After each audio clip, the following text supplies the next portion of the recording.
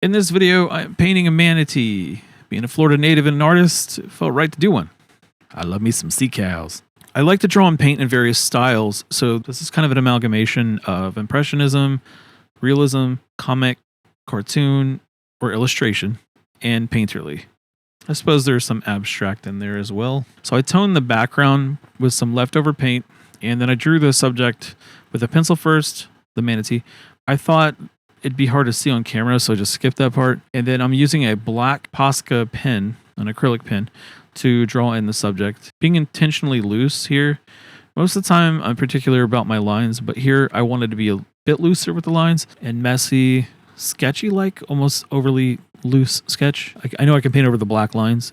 Use the largest brush you can to try to be detailed with, and it's impossible to get detail. It will look painterly or loose, all while still trying to illustrate. So kind of combining a bunch of stuff, as I said. And here, it's just the manatees floating in like a spring, and they tend to do that, kind of just lazily float through the river. And for the longest time, I didn't know that they actually migrate pretty far north. I would imagine it'd be really cold for them, but they do. They go like really far north in Atlantic. But they always come back in the winter months. I don't remember. I have to look that up. Anyway, they float around, okay, doing their sea cow thing. So here I'm just brushing in the colors around him, kind of over on purpose, over top of the lines that are there. And then I'm getting a little bit more of that color, is like the gray in there, just kind of tightening them up a little bit. Again, really super loose. I'm using the biggest brush that I have, and it's not a big brush. I think it's only like an inch or something. But that's the biggest brush that I have to do this kind of work with. And I do have a bunch of brushes, but most of them are small. Because I was doing a lot of ACEOs, and I wanted to have a bunch of smaller brushes, and I was doing ink lines. But I decided the Poscas are really cool to use, and I might keep going with my inks as well. I do have a bunch of paintings with them. Here, you can see I'm adding the midtones, which is pretty common. You go midtones and start working your way down to your heavier, darker shadows. And I'm just using the paint that I have left over in my palette, giving him his shady face. But see, again, it still looks super cartoony right now, and then, which is what I was going for. But like I said, as I keep stacking color, it starts to get more realistic. And I just kind of decide when to back off. I don't know, I get to a point where I think, that's good enough. I try not to overthink it too much. I just let my intuition, my instincts or intuitions kick in. Yeah, I suppose that's the right word. I am painting from a reference, because if I were to paint a manatee from memory, he would look like a kawaii, because I can't remember what they look like. I haven't seen a manatee in forever. So nothing wrong with using references. I do like to paint from imagination a lot, and draw from imagination. For stuff like this, it's important to kind of ground yourself. But again, keeping it really loose, still getting the majority of the shading that I see in his color. I'm not going point for point either. I'm not trying to get every detail. That's kind of the point. I'm just kind of laying in the foundation, is what I'm trying to say, of what he looks like. And even though I know most people go mid-tone, shadow, and then highlight, I still go back through and hit it with texture and stuff, different colors and things. I try to use like one color for as much time as I can to get the tones right. I guess that comes from drawing with with a pencil. You only have one, you have a value to work with usually. You have to push and pull on a single pencil, or here you go. Here's the textures I'm adding in. There's my shoulder. How you like my shoulder there? Get out of the way. There you go. So here I think he's starting to get it to be a little bit more refined, so that you're starting to see, he's starting to look like a manatee.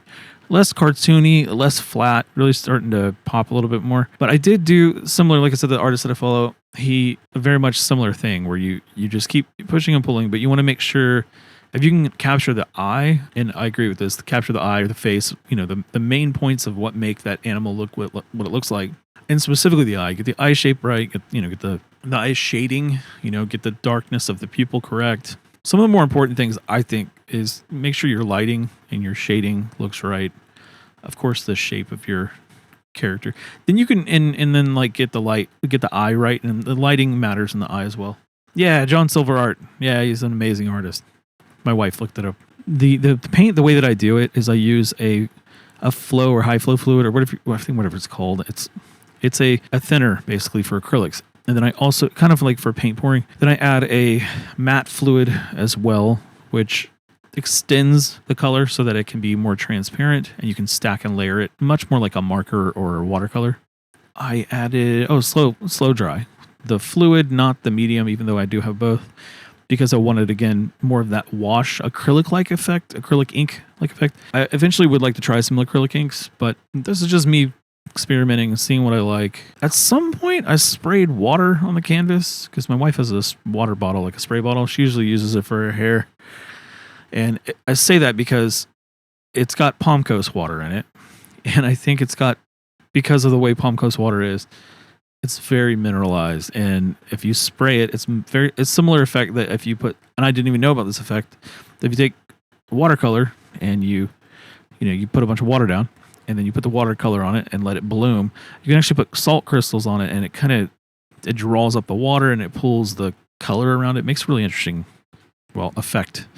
And so it ended up doing a similar thing, and I'm guessing it's because the paint is so thin, it is so stretched out, that it kind of did a rock salt kind of effect that a watercolor would do. So that was pretty cool. I mentioned that because the person I'm talking about did it with a set of acrylic inks, which means it's really close in consistency to an acrylic ink in that sense. But still, I get the opacity I want. I'm just kind of wanting like an acrylic gouache, basically.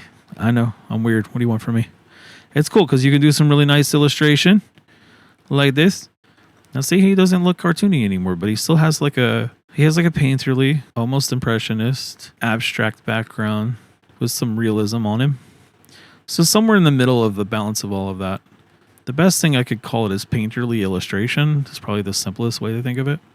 These white marks are, if I remember right, there's scarring on them from when we were kids. We used to know a lot about manatees. They used to get ran over by boat propellers, and so there's a lot of no-wake zones in the rivers and stuff around town. So that's how he turned out. So you can see the lines. You can see it's painterly, how loose it is, and you can see some of that effect that happened where the gray is coming through. I hope you all enjoyed that. I'll catch you on the next one. Peace.